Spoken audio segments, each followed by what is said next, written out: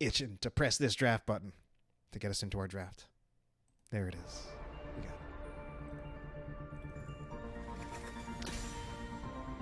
So let's take a quick look at some of the hero priorities for these teams. Now, on Resurgence of the Storm side, it looks like their choice racing hero would be Raynor. That's one of their most played heroes. Their second most played hero overall, tied for second. They've got 8 picks on it this season. They've got a 62.5% win rate on it. So it's definitely something that Resurgence of the Storm, I would imagine they're going to be looking for, because it doesn't look like, they don't have anywhere near as many picks on the Race Assassins. And that's why it also strikes me as really, really strange that we see the ban on the Vala by -10 armor. And what worries me about that ban is that it strikes me as a map ban, but one that has not been well researched, because Resurgence of the Storm doesn't actually play Vala that much. I mean, of course, like, if they can play it, they've played it once so far this entire season. If they can play it, it certainly does a lot of immortal damage, but it's pretty clear that their primary racing hero is Raynor. So I think that's a little bit of a misplay on the side of -10 armor. We'll see what they can do moving forward, and we'll see what this draft will be. It does worry me, because at this point, it's like if they haven't researched their opponents, I'm worried that, I mean, yeah, -10 armor plays Vala a lot more than Resurgence of the Storm does, and they banned it out. It actually looks like I'm actually trying to find Raynor. It does turn out that both of these teams do like to play Raynor, so heavy focus on the Race Assassins in the ban phase by -10 armor. And I'm going to check again. What is the Grey main priority? The Grey main priority really isn't that big for Resurgence of the Storm. So yeah, it's honestly deeply concerning, as although I didn't have as much time to go into this series talking about how these two teams match up. From what little I've looked at, it definitely looks like Resurgence of the Storm is the favorite here. They're definitely the team that currently is just having a better season. And I feel like the bans on the side of -10 armor kind of show a lack of research. They banned 2 heroes that are strong on the map, but that Resurgence of the Storm does not really play. Although interestingly, we won't see the Raynor picked up just yet. They will pick up the Li Ming, though, and Li Ming is also a very strong hero on this map for the purpose of the objective, not the raw numbers. Okay, so it does look like members of -10 armor will kind of get away with their ban phase, because they managed to pick up Raynor themselves. And now, on the one hand, it's good for them because they just banned out 2 Race Assassins, and they picked up the only one that Resurgence of the Storm really seems to play. So I didn't like their ban phase, but I think they kind of got a little lucky here, and it seems like it'll kind of work out in their favor. Yeah. So on the side of Resurgence of the Storm, I think what they just need to try to look forward to at this point is that, statistically speaking, they are the better team. So even if they might not have the better end of Immortal Race, they should just be looking to see if they can win team fights and just win the game that way. ATC will be banned out. Okay. Meanwhile, what are some of the more commonly played heroes? And meanwhile, on the side of Resurgence of the Storm, they're actually going in pretty hard on the target bans. Rhaegar is something that has been played 4 times by -10 armor. And then Kael'thas and Sylvanas are their 2 most commonly played heroes.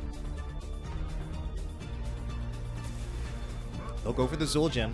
That's also a hero they've only played it 1 time before. Zul'jin, certainly when he's stacked, I think he is capable of racing. He's not really in the traditional category of who you think of as race assassins, in part because Zul'jin is also a hero that is someone who is not super common.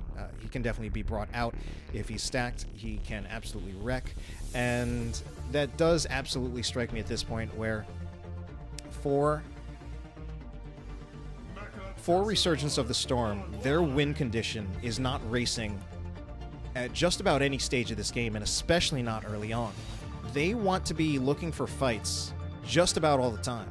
Instead of racing down the Immortal, they want to be going to the other team and just looking for fights pretty much every single time, because aside from the fact that certainly in the early game their race will not compare to the race of -10 armor, they want to just get Zul'jin stacked. They want to fight. They've got the Diablo hard engaged. They've got Leoric with Entomb. We've got a lot of targets on the side of -10 armor that can't do much if they're caught into Entomb. Stukov can't do anything. Raynor can't do anything. Tassadar, mostly can't do anything. Thrall, maybe if he has a Sundering, he can do something, but if he doesn't, he can't do much either. So we'll see how this all goes. And which team's draft do I prefer? I think in part because of the better racing, I do actually prefer -10 armor's draft, but kind of just given the history of these teams right now, Resurgence of the Storm generally looking like a stronger team, I do kind of think that they will probably pull it off. And although I don't like their draft as much for the map, I certainly think they have the tools that they need to just bring the fight to -10 armor, win the team fight as hard as they can that way, get Zul'jin stacked, and then just win the game basically through kills.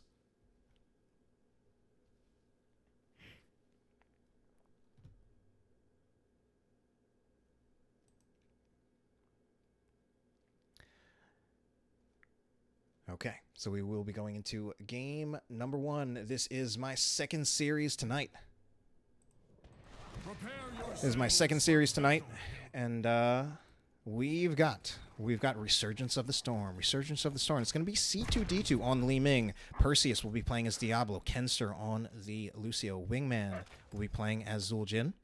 Pig Merlin will be playing as the Leoric. On the other side, it's going to be Yummy Cupcake playing as Tassadar. Johnny K.A. will be playing as the Raynor. Lompico on the Stukov. Dav will be playing as the Johanna. And finally, it will be Dagny playing as the Thrall.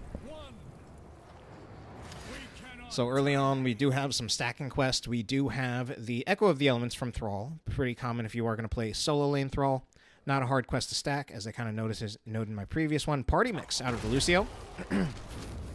To grant that increased crossfade range. And then, of course, well, maybe not of course, we've got Headhunter out of Zul'jin. I say of course, but then not of course, because if you're in a brawl, of course it's Headhunter. In a regular game, sometimes I've heard people make arguments for, especially the higher level game you're going, where you're not sure if you will actually get a kill on every single member of the other team, or at least not soon enough. I've heard people recommend against the Headhunter and go for one of the other talent choices. Thank you, Linehouse, for raiding with a party of 10, as I'm now getting into the first game of my second series of the night. This one will be between Resurgence of the Storm and -10 armor.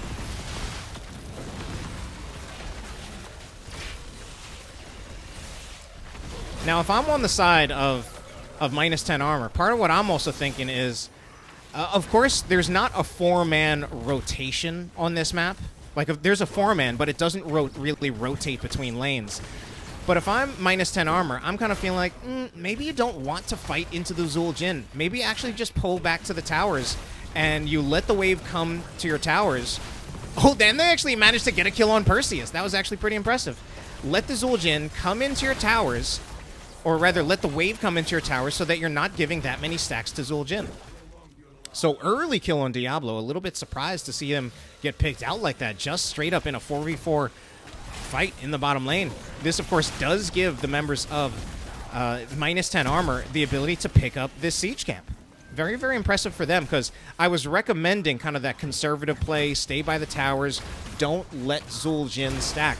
But, of course, part of the problem with that is that if they're too passive, then that probably gives up the bottom siege camp to Resurgence of the Storm. Meanwhile, getting that kill on Perseus as a result of that fighting enabled -10 armor to pick up the siege camp for themselves. So, and it's just, you know, kind of, sometimes it's a play style and philosophical difference. Although I'm not actually playing too much Heroes of the Storm these days, at least not much competitive, and certainly no NGS at the moment. I usually have more of a conservative attitude, and not politically. We're absolutely not getting into that can of worms, but a more like disciplined, defensive attitude, where it's like I'm looking for what's the textbook answer. Like if the textbook answer is like break off to the lanes and try to soak to catch up in experience, I'm not really going to be the person who would want to make a call for going like an aggressive 4v5 because you see an opportunity. But sometimes the defensive, conservative, disciplined choice isn't always the right one. Sometimes going for something more aggressive, taking a calculated risk, can actually be the correct choice if it actually ends up working. So meanwhile, you know, I said minus 10 armor should have the race advantage, but at the moment it's not looking like it. Certainly they did not get the lead in immortal damage, or yeah. So now they're going to find themselves on the defense. But I feel like this also kind of plays into the hands of Resurgence of the Storm. They want Zul'jin getting those stacks. Members of minus 10 armor will back up to try to put some damage on their own immortal, but I do think it will be Resurgence of the Storm taking this first immortal. Indeed it will. So not quite sure what happened there. Certainly just when I look at... certainly when I look at just the heroes that I see on each team, to me it really does strike me that minus 10 armor should have the racing advantage. They've got the Exterminator Rainer. They've got... Well, I mean, I don't know. Maybe one of the differences is who's better at racing, Li Ming or Tassadar? And truth be told, it's probably Li Ming, so that could also be part of the difference maker. But then I feel like the Thrall should also be better at racing than the Leoric. Alright, so first immortal will just be burned down without too much excitement going on right there. That immortal got about as much as it's expected to get, got the 2 towers. Did not actually finish off the wall, but it won't be too hard to take that down, especially given that the towers are gone. Meanwhile, Johnny K.A. just looking for some shots on to Perseus. Perseus, though, finds an engage onto Yummy Cupcake. It's followed up by C2D2. But not enough damage to actually pull in the kill on Yummy Cupcake, which is a name that's making me very hungry.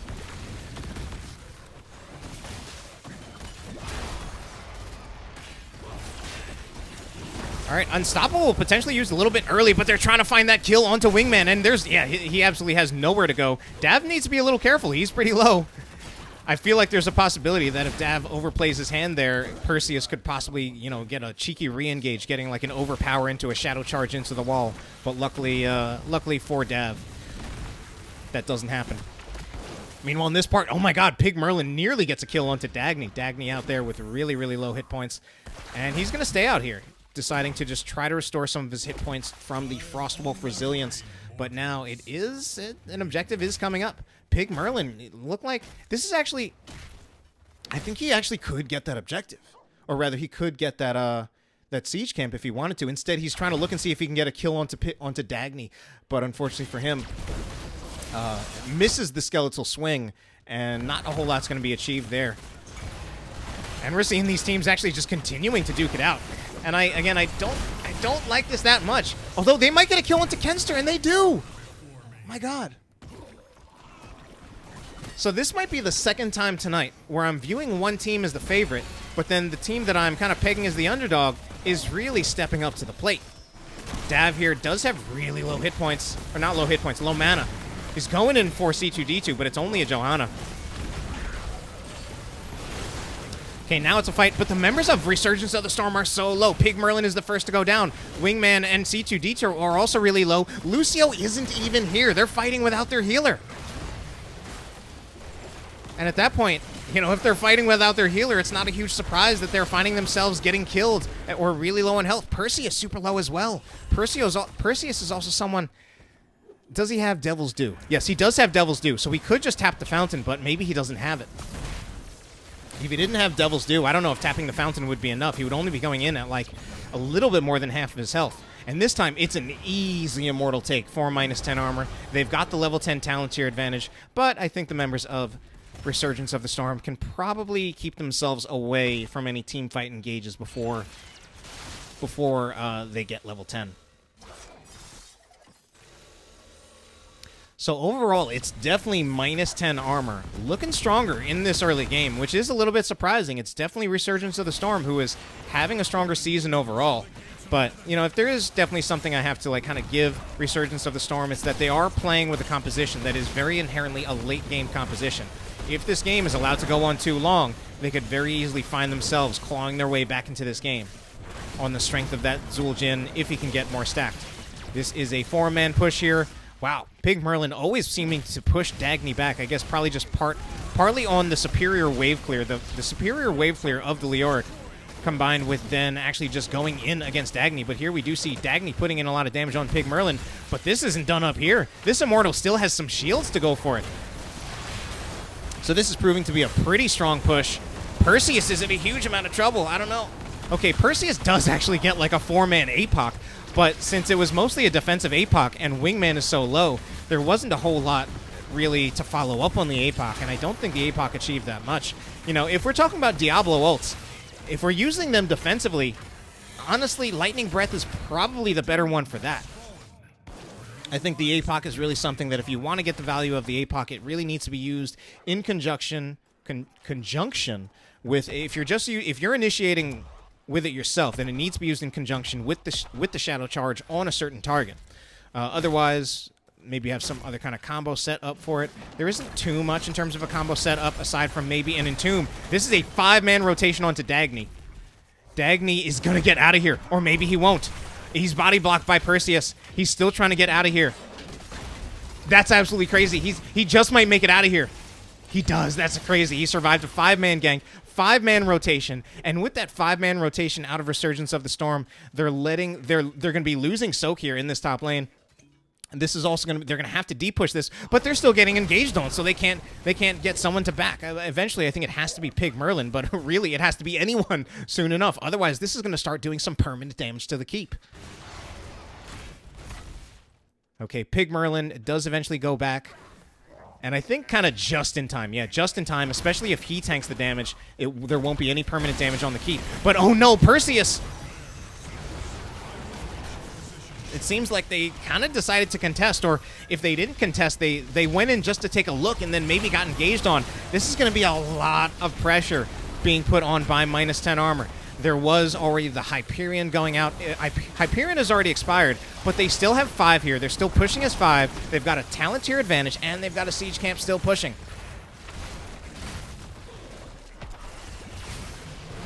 And especially also given the fact that, you know, Disintegrate has already been used. That also means the wave clear against these Khazras. I think that's the like lore name for them or something. The siege camp.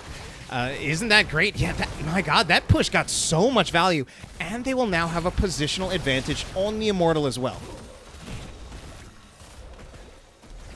So -10 armor coming out on this, just coming out in this series, very very hot, achieving a lot. This might be an Entomb to Dav when he does not have Iron Skin. But the punishment is going to go on. The counter engage. Oh my God, Dav doesn't even die. The team just coming in for Dav. They don't have the defensive tools, so they'll just get the counter engage, and it was absolutely there. They just ripped apart Leoric as well as C2D2 on that Li Ming. They will get another Immortal in their favor. This is a very, very unexpectedly dominant game out of -10 armor. It's not over yet.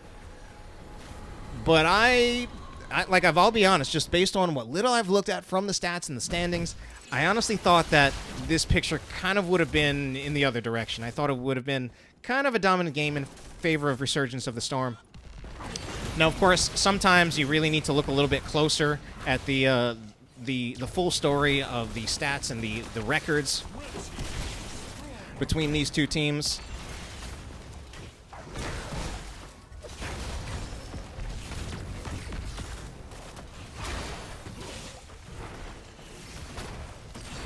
All right, but here's another push. Hyperion is available.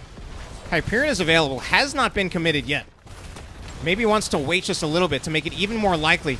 I feel like it could have been put a little bit farther forward. So it's starting to get those Yamato cannon shots on the keep.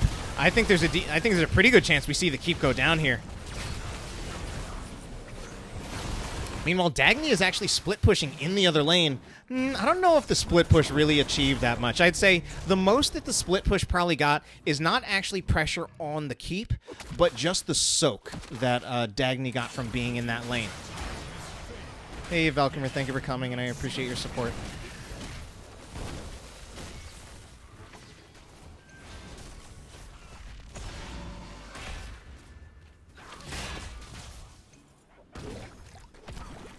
Looks like they're going to continue to push for the moment. I don't know about that massive shove there.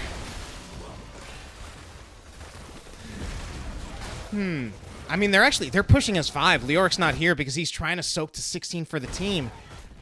But eventually the camp will be cleared out. And the camp will be cleared out, so they will just back off, kind of realizing it. It's, even considering they have a 5v4 there, it's, with only a 5v4 and the fact that Leoric could just hearth back and just help with the defense, it was honestly probably a little bit risky for them to stay there much longer.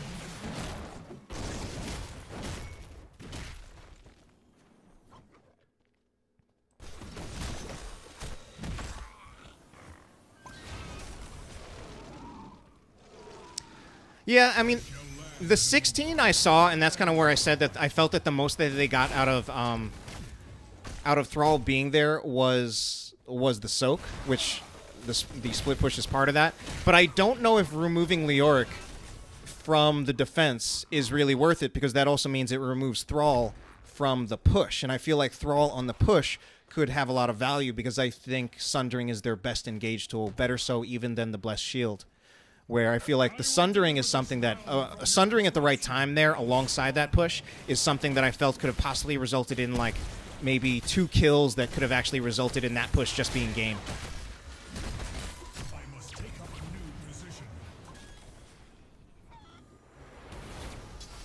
Okay, already a pretty convincing Immortal lead in favor of minus 10 armor, as they will just, of course, they'll just get on their Immortal. If anything, it's Dagnu's potentially in trouble. Leoric's going to look for Entomb. He does get 3 in the Entomb, but there's still the counter engage is still there, and Pig Merlin is actually going to be the first one to go down. He might be followed by Wingman, who does activate Taz Dingo. Taz Dingo might get him out alive. Oh no, it won't, and that'll be another death. It will be Diablo going down at this time. Man, what a game this has been. 10-0 in favor of minus 10 armor.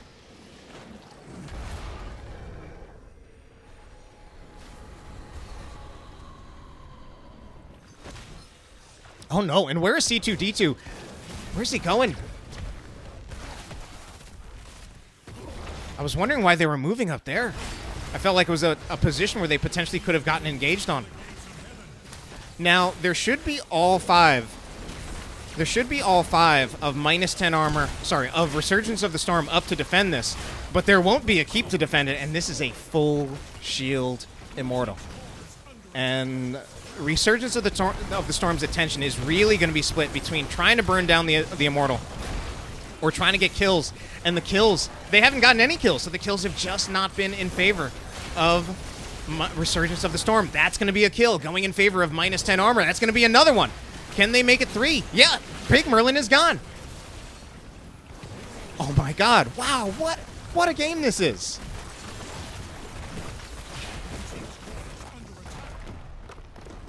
Nine, 19-16 in levels, 14-0. 14-0 in kills. That was... What a game that was out of minus 10 armor. I kind of doubted them. And boy, did they shut me up. Boy, did they shut me up. I mean, we look at their stats, and we've got all players with 0 deaths. So, I mean, definitely as we go into, like, the next game in the series, I definitely need to take a closer look, because... I didn't take a close enough look. I know for sure that Resurgence of the Storm is higher in the standings. They have more wins. And I don't think it's just because they've played more. There it is. There it is. All right, then.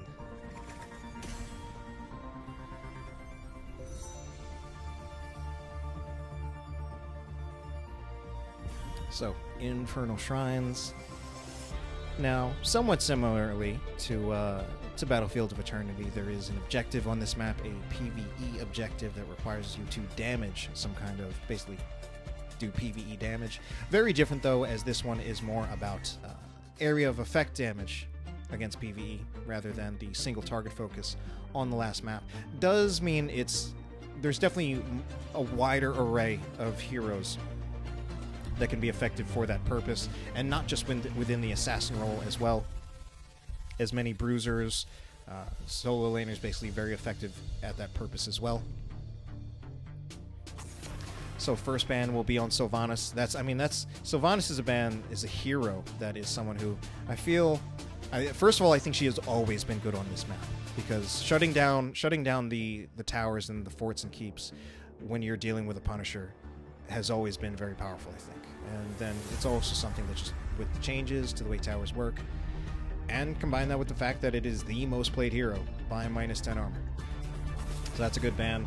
And last game, I really doubted the bans from -10 armor, and I still kind of do. Like, it still kind of looked like they didn't actually do their research on Resurgence of the Storm, and maybe they didn't, but perhaps they didn't need it. So, will be a respect ban on the Stukov this time. I do think that's very smart. I do think the Stukov was a big part of what just really got a huge amount of value for -10 armor. A lot of the counter-engage potential, I think, came out of those Stukov silences. So, I think it's a good adjustment for Resurgence of the Storm to take that off the board.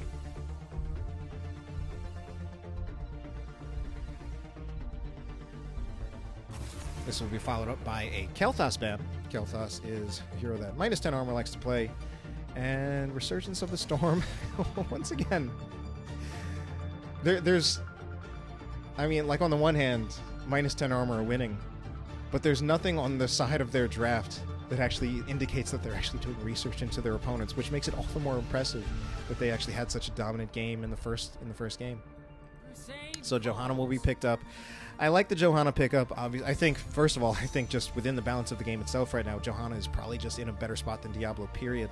I also felt that Perseus kind of struggled on that Diablo. Diablo is not always the most forgiving tank because he doesn't really have his own way out. A lot of his cooldowns kind of require a little bit more commitment from him. ETC will be picked up on the other side. So a lot of the highest priority tanks kind of being left open and then subsequently being picked up between the ETC for Dav. And then it's going to be the Raynor picked up by Johnny. Of course, that's the hero he played last game. And that is a hero that this team, I think they do like to play this a decent amount. Yeah, they do play this a decent amount. It's not in their top 3. Although also have to consider that, again, there were some role swaps where earlier on in the season, Johnny was actually playing healer. And especially since he had such a focus on Morales, I feel it's probably beneficial to them to probably have Johnny in this other role if, like, his comfort pick is going to be Raynor, which is actually a pretty strong hero in the DPS role compared to Morales, not really the greatest among healers. Meanwhile, the Mephisto out of Wingman. Wingman was our Zul'jin player last game, so obviously a lot rested on his shoulders, and I think even a lot's going to rest on his shoulders this game. Mephisto definitely a carry potential type of hero. Can definitely rack up the damage numbers to pretty crazy levels, and we'll see if he's able to do that to help his team bring back in this game. I mean, at the very least, you know, aside from winning the game, the first thing they need is a kill. Last game, they did not get a kill. Okay, Lucio will be banned out. That is an interesting one. Does make me wonder what else they're going for that would make...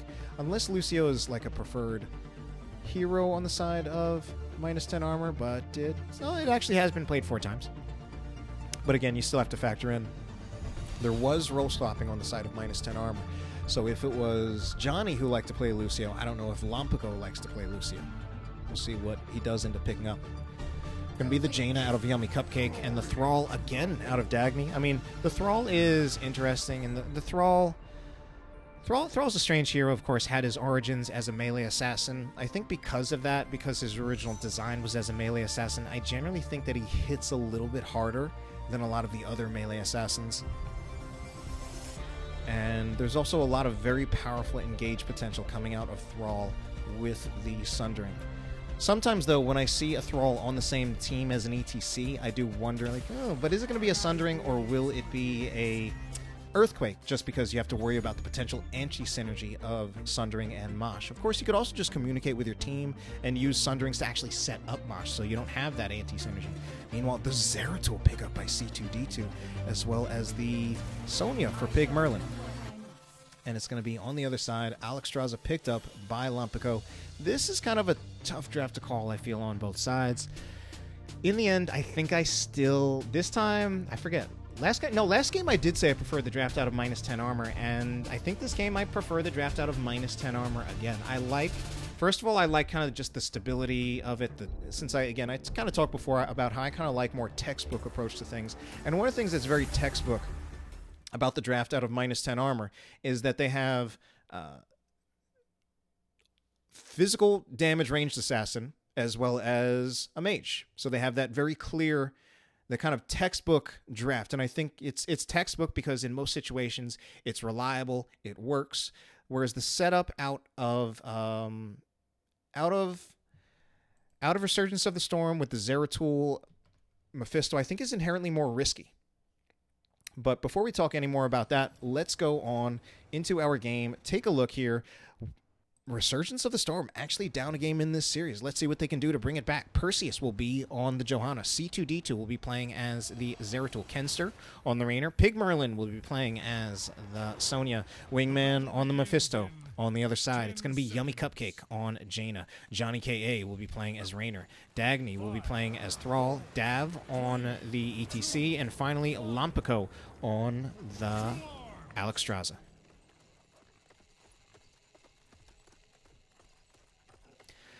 So, yeah, I mean, this setup, the Mephisto Zeratul DPS lineup, I feel like it's kind of high risk, high reward. It's especially high risk if they do not win the Skeletal Defenders, like if they do not win the objective phase. Because if they don't win it, they do not have good siege defense against the Punisher, because they don't have a whole lot of range. It's strictly the Mephisto. And Mephisto is, of course, a mage, so he doesn't do a lot of auto-attack damage. Certainly not compared to more dedicated auto-attack assassins or the hybrid ones like Hanzo and Vala.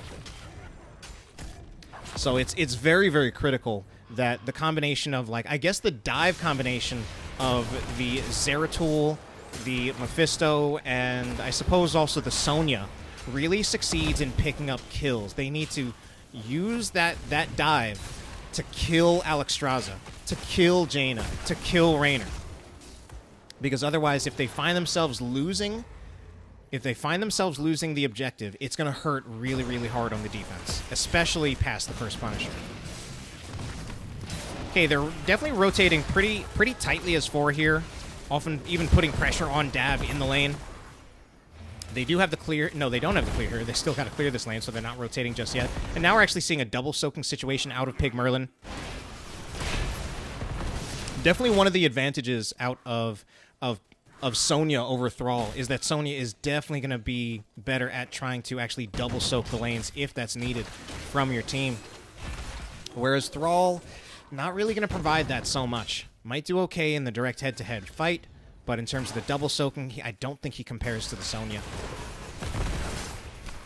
Okay, this will be another lane cleared up by -10 by Resurgence of the Storm, as they will just let Pig Merlin take care of the clear in this lane, and they will continue to push. This, I'm actually starting to like Resurgence of the Storm's draft more, because I do like the fact that Sonya can reasonably double soak, Thrall not so much, and that means that Resurgence of the Storm can put more pressure in this bottom lane, or the middle lane, I suppose, if they want to rotate to that now. Really, whichever lane they choose, like, they can afford to not rotate, because Sonya can pick up the slack, whereas I don't think -10 armor can really do the same thing. Wingman getting so low, though, and he will be taken out. So that's still the kills going in favor of -10 armor. That is now the 15th kill overall in this series for -10 armor. Resurgence of the Storm still looking to pick up their first.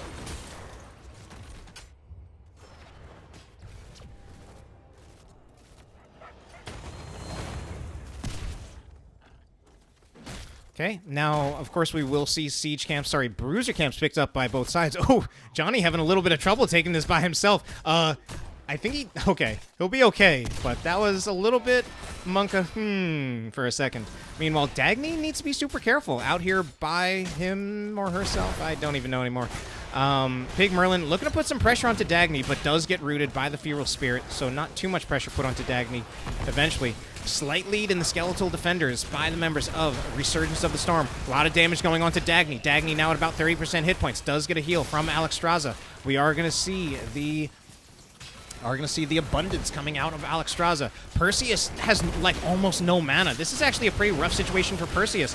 Not much engage potential, but Dagny's still looking a little bit low on hit points. Finally, we are going to see the Dragon Queen committed, and this will help them to get a lead in the Skeletal Defenders.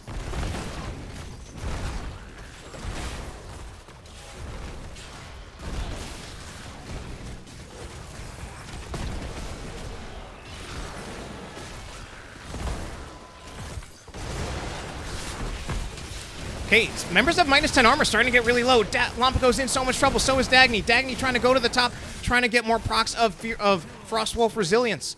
Kills will be traded out, but eventually the Punisher does get picked up by minus 10 armor. So definitely, whatever I thought about Resurgence of the Storm potentially being the favorites here, at the very least, minus 10 armor certainly proving that they can do this. They haven't finished it yet, and we do now finally see some kills by Resurgence of the Storm, picking up their first 2 kills, not just in this game, but in this series. But oh man, what a power slide by Dav. We're going to see some kills traded out. Dav might not be so lucky. He will... Actually, it's going to be Jaina going down first. It was Yummy Cupcake on Jaina, I believe.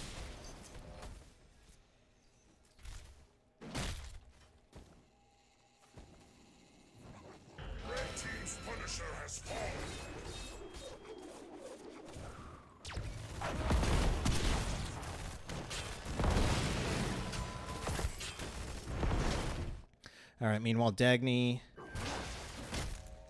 I was going to say, it looked like Dagny was going to go for the camp. And this is also an interesting... It's also interesting just the fact that Dagny is here. So finally, Dagny will actually be rotating out. I was going to say, minus 10 armor. A little bit slower on their way to level 10. Not too far off. Actually, now it's pretty much back to even. But I think we'll see some more experience go back in favor of Resurgence of the Storm as Pig Merlin does pick up that soak. On the bottom, though, we are going to see a siege camp picked up by minus 10 armor as they look to try to put some pressure in this bottom lane. Perseus goes in, so does Wingman. Wingman will eventually have to teleport back. C2D2 is here as well. Okay, now here's where things really start to get interesting. It's going to be Void Prison. Going to be Leap. Leap. That's funny. Leap does actually work. Oh my god, this is actually pretty hilarious. Not just hilarious, but actually really, really impressive. And I actually really like what I'm seeing out of minus 10 armor here. Not minus... that time I meant to say Resurgence of the Storm. Now, while that engage happened, Dagny is still getting some value in this top lane. So, I guess I see the purpose behind their combo right now. That they want, basically the Void Prison setup, and the Void Prison setup, as well as just the combo from the Leap, as well as the Endurance of Hate. And normally, as anyone who has watched my stream before, I am normally a very big hater on the Leap. I, for the most part, don't believe in it. I think it's very inherently situational. Oh, but that's a mosh pit that can't... There's no answer to it. Wingman's not going to get out of there alive. And I generally believe that 19 times out of 20, you really should just go Wrath of the Berserker. And every once in a while, though, I do find times when I can actually make an exception. And this is a time when I do think I can make an exception. Because one of the situations where I feel like Leap can work is if you really have built your composition around some kind of combo with the Leap. And here we have a very clear combo. It's the Leap. It starts with the Void Prison, obviously. The Leap, the Endurance of Hate, and then... see, that's not as much of a high-value Leap. Johnny K.A. will be just fine, but there is the Void Prison, is the Endurance of Hate. Endurance of Hate does not follow up, so this time the combo is not really as much on point, but it might not matter. They already got the first kill, Resurgence of the Storm, that is. They're looking for another one. C2D2 is trying to hunt down Lompico, and even if they don't get another kill, but it looks like they might, they should be able to get Johnny. No, it might be Dav instead who goes down. He's trying to make it out here alive. He does just barely. Of course, that one kill is enough, especially with the timing that they have. Although they still have to deal with clearing this up, while members of Resurgence of the Storm will just be getting a lead on the Shrine.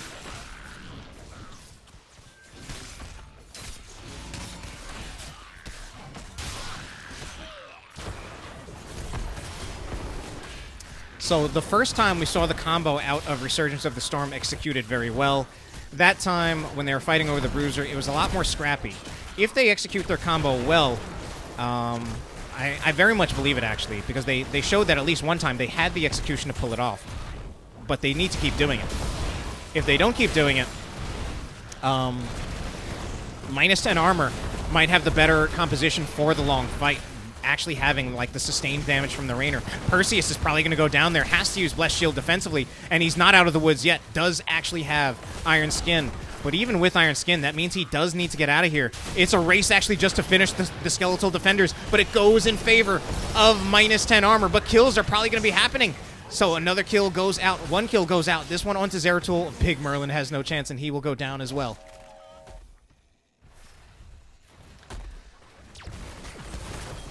So it's kind of rough because I very much think that Resurgence of the Storm, their draft, it focuses so heavily on the combo. They really need the Void Prison. I think the ideal sequence is Void Prison into Leap into Durance of Hate. The Blessed Shield can be used as well, but I don't think it's as much of an integral part. Meanwhile, split push actually happening. They're going to be going for the keep while the Punisher continues to push down the middle lane and still has like 60% of its hit points. Punisher now at 50%, but we also have some people here to defend against it. They'll start burning it down. They also bait it over the wall. Dagny, I don't know about that one. I don't know if that's underachieving too much. Perseus, meanwhile, going in. They're looking. Oh, but there is. Do we have the leap ready? Yes, the leap is there. So is the Durance of Hate. They can't turn it into a kill, though. Dav actually gets the Ancestral Healing. No, sorry, not the Ancestral Healing. The Life Binder. Mixing up whose healer is playing for what team.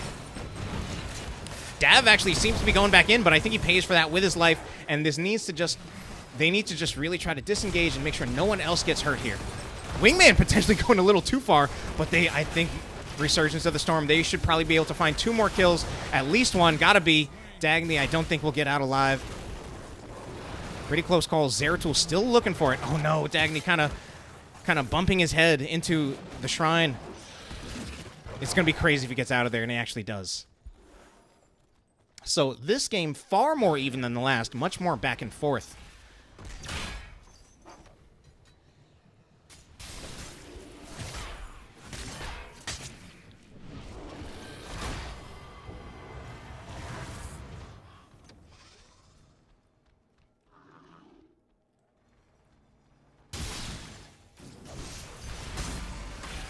Siege camp will be taken by Resurgence of the Storm.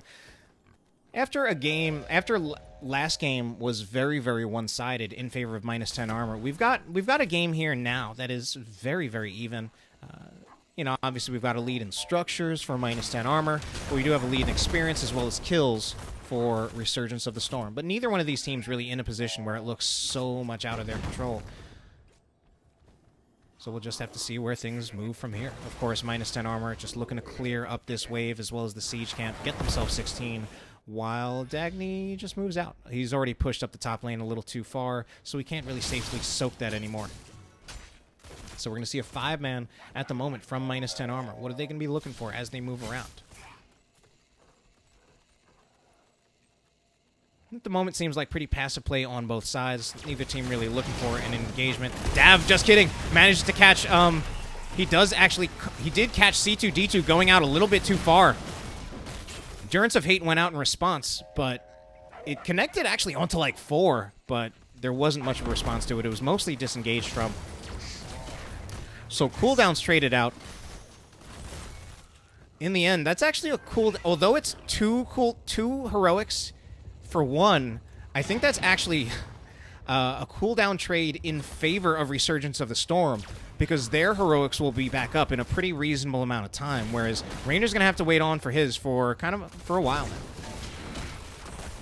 Resurgence of the Storm have the reasonable opportunity to get a team fight with all of their heroics online, but Hyperion on cooldown, which of course does mean that they have...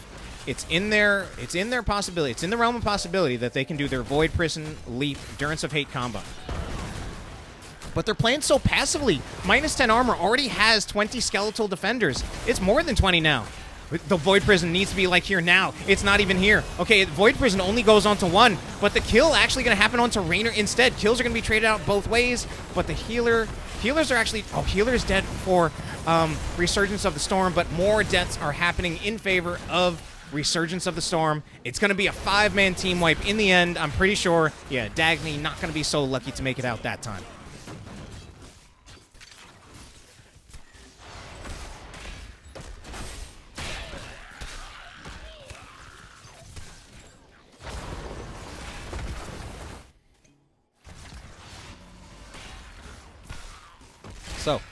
Should be, I believe that's the first Punisher picked up by Resurgence of the Storm. And kill advantage is now pretty significantly in their favor. And their draft, although I did say and still believe that it's kind of high risk, high reward, it's working out in their favor. They have the dive to really put a lot of pressure on the back line of -10 armor.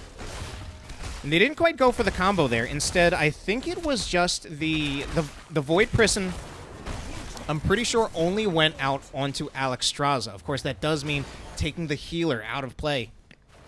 And then C2D2 was able to blow up the Rainer. Okay, Punisher will be baited over the wall by Dav. And that does mean that, yeah, this is a pretty good Punisher defense. Pretty good Punisher defense. We'll take a quick look at stats, as I just have a habit of keeping my interface mostly on the talents. I know when I'm watching a cast, for me, the thing that I want to know most is the talents, and I want to have that information ready at all times. But I've had some people ask for the stats, so I try to cycle between that a little bit, but generally with more of a focus on providing the talent information. Okay, so Resurgence of the Storm is looking stronger in this game. 15-7 in kills. And even Dagny here, even that I feel like is a little bit of a risky position. Oh, but there's the Void Prison. Where's the leap? There it is. I think that's going to be a bunch of kills. Oh my god, that's it. That's game 2. Yeah, Dagny can't defend against this. Like, he can throw out a Sundering, but that's not going to do enough. Like, it's not going to do enough. It'll delay by like a second or two. He'll throw out the Sundering. Maybe see if he can get a kill onto Perseus. Perseus has Indestructible, though, so it's not like Perseus has anything to worry about. And they'll just right-click the core.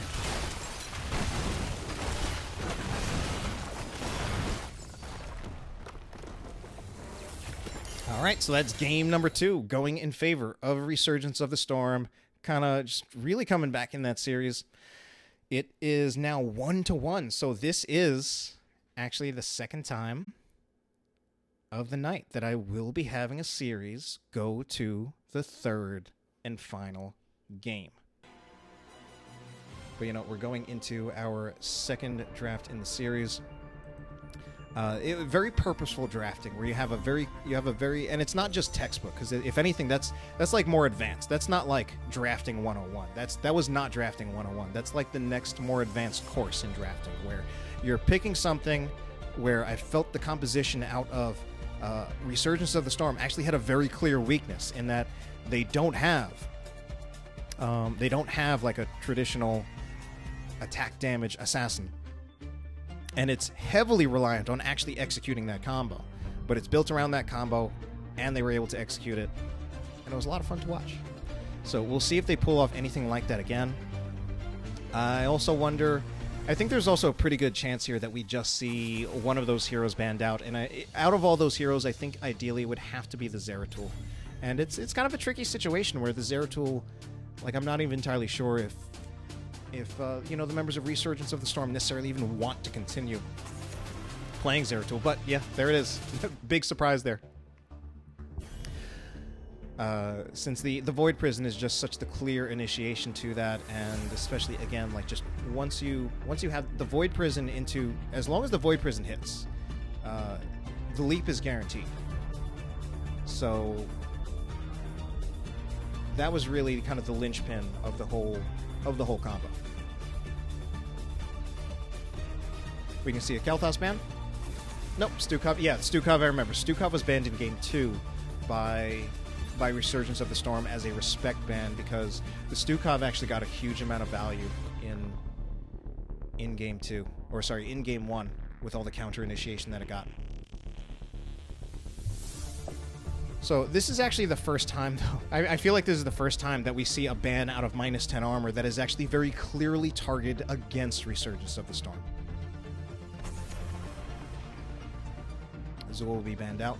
So especially now, this does raise a lot of questions about our solo lane matchup, as that is such a big issue, or such a big priority on this map. So with the Zool taken off, I think, you know, looking at the heroes that are going to be able to do well on this map, we have the Rexar being able to control both the wave as well as the Shrine by splitting up Rexar and Misha.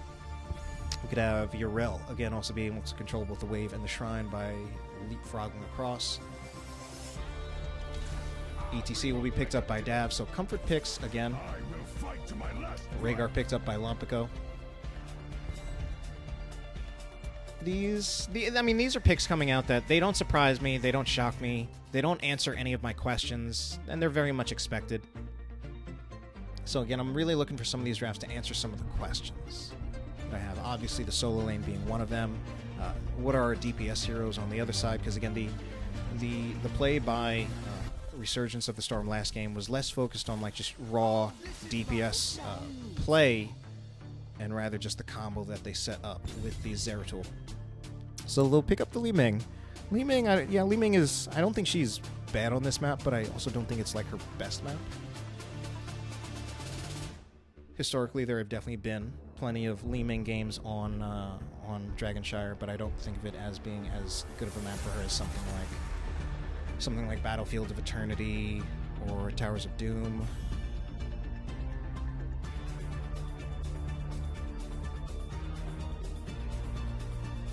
So Thrall will be actually Thrall banned out by -10 armor really shocks me, considering Thrall is Dagny's like comfort pick. Dagny playing that in the last 2 games, and I don't think Thrall is actually that great in terms of the solo lane on Dragonshire, and certainly you can correct me if I'm wrong on this one. I'm not 100% sure about that one, but at least based on my previous experience playing as a solo lane player, although I didn't have Thrall, I didn't play Thrall too much when I played solo lane in NGS. I just wouldn't really think of him as necessarily being the greatest choice here. I would look more to Rexxar, Yrel. Who's next? Maybe Sonya and Leo. Let's see. Oh yeah, there's Malthael.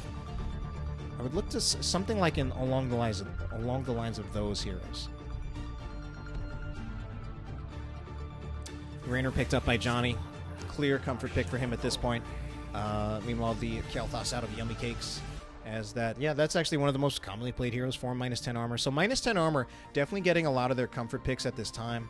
The ETC was something that worked out great for Dav in the past. Johnny on that Raynor. So we'll see our final 2 picks, and luckily for -10 armor, they will have the final pick in terms of the solo lane. They will be able to counterpick whoever is picked up as the bruiser, and we're going to have Artanis, the leader of all Protoss. Artanis, I feel like we've seen a little bit of a surge in Artanis priority lately. Artanis is another hero who I don't entirely believe in, but we've definitely seen a surge recently, I'm pretty sure, in Artanis priority. I feel like some of that might have to do with his new stacking quest. At level 1, C2D2 meanwhile does pick up the Falstad. And that final pick from Dagny gonna be the Imperius. The Imperius, I like the Imperius actually, and I'm not 100% sure necessarily how like the duel goes between Imperius and Artanis, but I like the Imperius. I generally have more faith in Imperius than Artanis. Certainly as an overall hero in team fights. For how the solo lane matchup goes and actually controlling the shrine, that I'm not as sure about. So, Imperius is someone, I feel like Imperius recently, he went from like not being played that much to, I feel like I saw him a lot more, especially when I cast Heroes Lounge, the Legendary Cup, a team called Small Potatoes, a very good team, the team that ended up winning it, and their player Ape Sandals, who was just like a monster on Imperius. And then I see more people playing Imperius, and then I play Imperius and I realize, why does this guy do so much damage?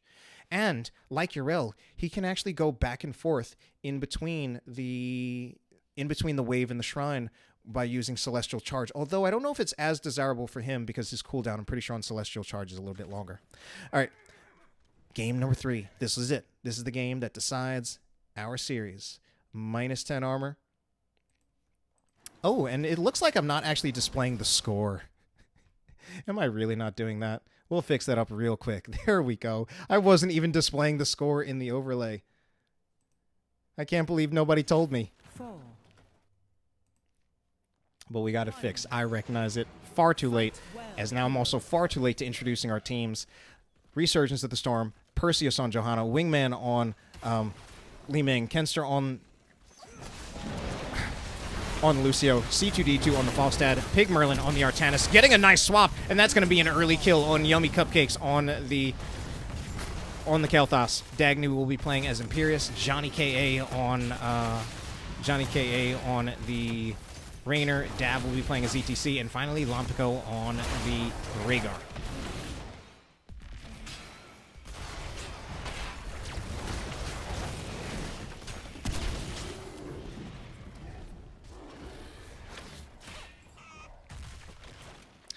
All right, so it looks like we've got some support for our teams.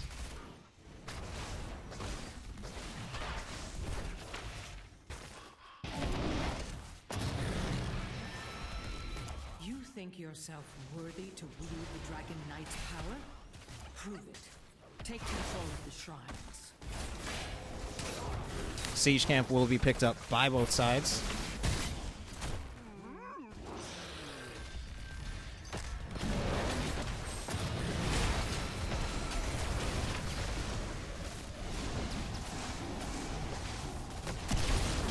Meanwhile, in our top, for some reason, Imperius not here. Artanis is by himself.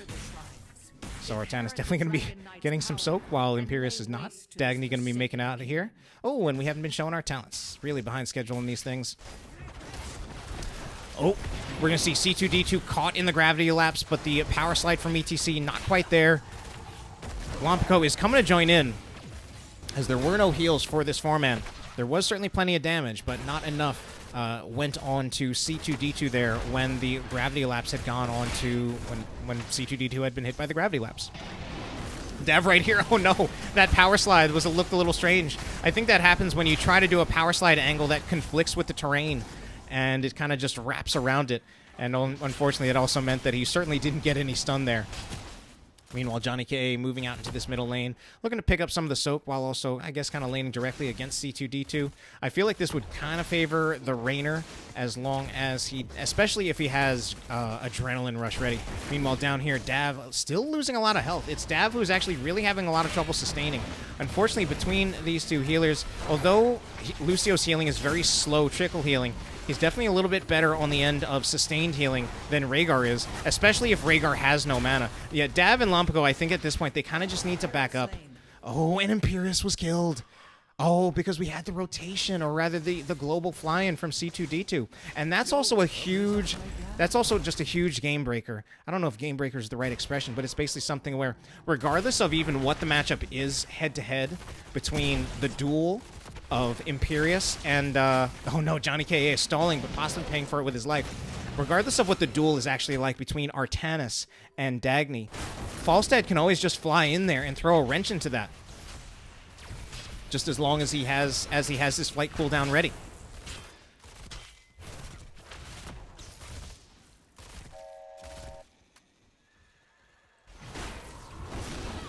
Alright, Lompico is here. We'll be getting the bottom shrine. And for the moment, it's actually going to be a cap by the red team, by minus 10 armor, and they're going to get it. Nobody there to interrupt Johnny. Johnny will start just finding value where he can. He's being targeted by both of the towers at the moment, trying to just, okay, he moves over just a little bit, realizing that he can move over a little bit more. Only get targeted by one of the towers. Already has lost a lot of health. I think at the very least, he wants to finish off this other tower. And that will be all the value out of a first Dragon Knight, which, I mean, that's about to be expected. It's reasonable. If anything, Yummy Cupcake, though, needs to be careful. Kevster looking like he was trying to go for more of an engage, but I don't think he got it. I don't think he quite got his... I don't think he quite got the push-off that he was looking for. And although it did eventually get to be a kill on Kel'Thas, it was also a kill on Lucio as well. So traded out. I think a little bit of a misplay. I'm pretty sure that was... Who was our Lucio player? I forget. Our Lucio player, we're going to find him soon. It was Kenster. I'm pretty sure he was looking for that push-off. He didn't quite get it. He kept on chasing anyway, just using the raw movement speed out of Lucio. But it didn't quite work.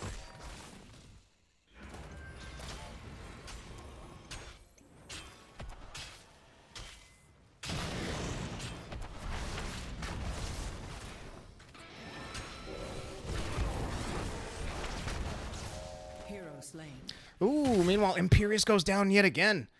So while I'm zoning out for some reason, as I find my mind being caught into other places, might just be the fatigue, given that, you know, I'm now on to Game 6 tonight. Artanis, Pig Merlin, beating Imperius yet again. So although I definitely think Imperius is the better hero in the team fight, but it might be that, you know, dealing with this up here, he might be having a lot of trouble dealing with Pig Merlin. And I think especially going for, he went for W at 1. Now, I understand W at 1, and there was a time when, over in Korea, this was the go-to level 1 talent for Imperius. And the reason being is that Imperius' wave clear is pretty weak, and this allows you to tech into wave clear at level 1. But what I don't like about this is that it makes it a lot harder to duel Imperius if you didn't go the percent... Oh, sorry, it makes it a lot harder to deal Artanis if you didn't go the percent damage at 1. Oh, we're going to see... Gust away. Fly in, gust away. A little bit of a strange engagement there. A lot of heroics committed. Some of them seemingly unnecessarily, but it will just be heroics used by Resurgence of the Storm. And it does get them the disengage, although it doesn't really achieve too much else.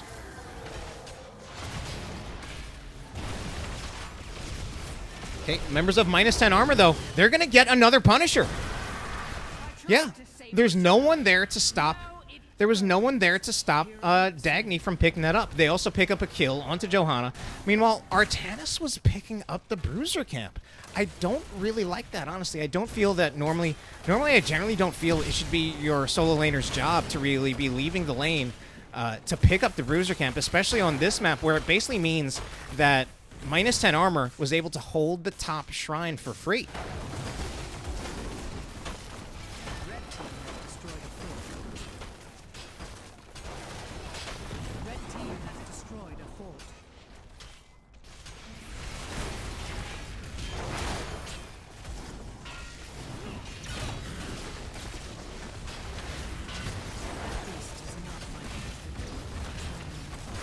And one final thing that I'm definitely getting a little fatigued here, but Artanis doesn't even have amateur opponent.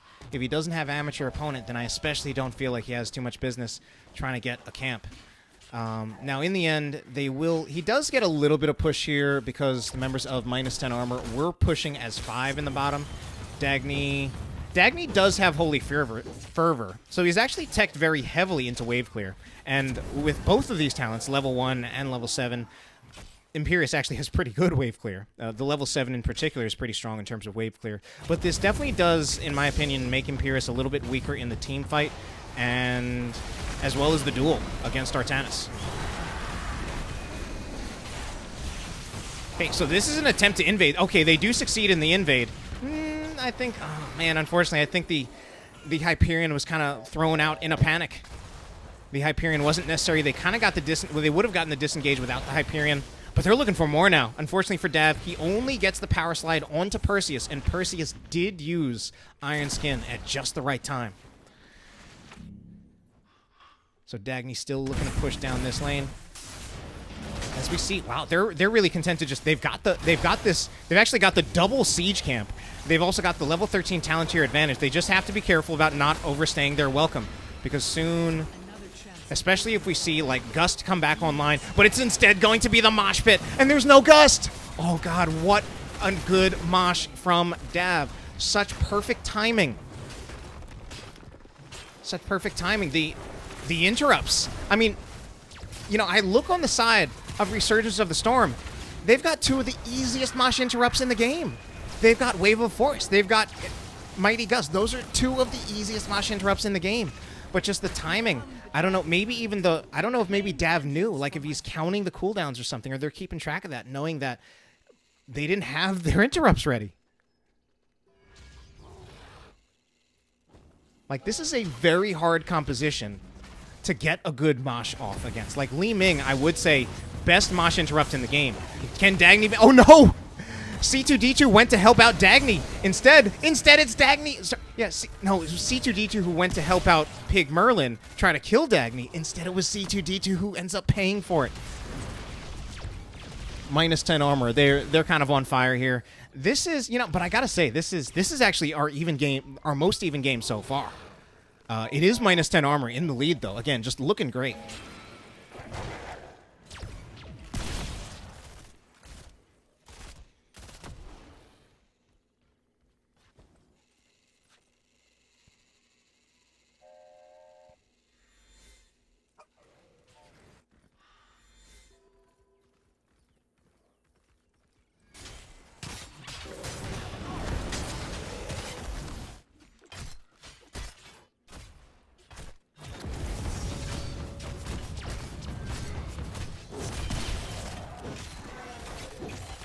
Bruiser camp. Will it be picked up or will it be invaded? C2D2 looking in here. Gets the stab onto or Dagny gets the stab onto C2D2, so that does scare off any gusting that could have happened to potentially steal that siege camp. Sorry, that Bruiser camp. Oh my god, C2D2 steps a little too far forward. That's such a great mosh. And once again, where is the interrupt? Where's the interrupt? Oh my god, this is actually so rough. I mean, it's looking so strong. Is there another power slide ready? There is. Kenster should go down. But will Dav pay for it? Dav will pay for it.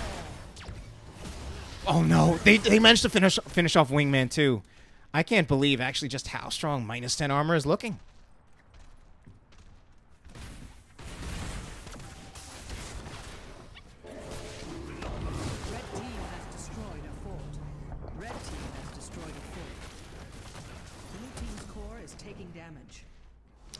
And they're going to make the push for game. They got to be careful of these rocks coming out of the cursed... Sorry, the Dragonshire core. I believe those rocks do stun. But, oh my god, there's just an overwhelming amount of damage here between the Dragon Knight. Dagny is still here. There's some kills happening onto -10 armor, but the Dragon Knight's still healthy enough. It just right-clicks the core. That's the end of the series. -10 armor takes it. That's unbelievable.